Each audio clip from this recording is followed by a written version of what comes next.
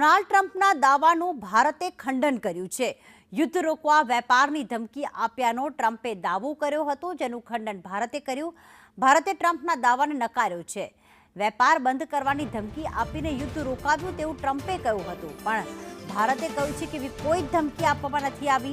વેપાર મુદ્દે અમેરિકા સાથે કોઈ વાત પણ થઈ નથી। યુદ્ધ વિરામ પોતે કરાવ્યાનો ટ્રમ્પ વારંવાર દાવો કરી રહ્યા છે, તેનું ખંડન ભારતે કર્યું છે।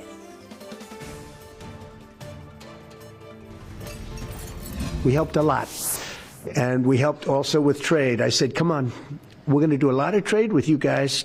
Let's stop it. Let's stop it. If you stop it, we're doing trade. If you don't stop it, we're not going to do any trade. People have never really used trade the way I used it, that I can tell you. And all of a sudden they said, I think we're going to stop.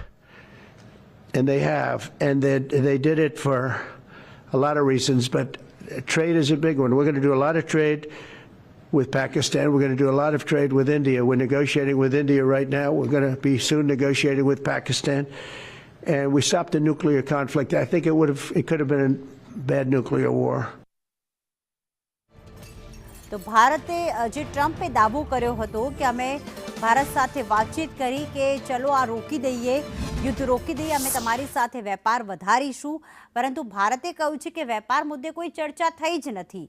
અને જો એવો દાવો કરતા હોય Trump કે અમે વેપારના કારણે આ યુદ્ધ રોક્યું છે કે પછી આ તણાવ ઓછો કરવાનો પ્રયાસ કર્યો, તો એવું છે નહીં, કારણ કે વેપાર માટે આ જે દાવો કરી રહ્યું છે ડોનાલ્ડ ટ્રમ્પ એ સદંતર ખોટો છે। વેપાર મુદ્દે કોઈ વાતચીત થઈ જ નથી। ટ્રમ્પે કહ્યું કે અમે ન્યુક્લિયર યુદ્ધ રોકાવ્યું છે, તો ક્યાંય ભારતે એવું કહ્યું છે કે વાતચીત જે થઈ છે એમાં વેપાર મુદ્દે કોઈ પણ પ્રકારનો જે ટ્રમ્પનો દાવો છે તે કોઈ વાતચીત થઈ જ ન હતી।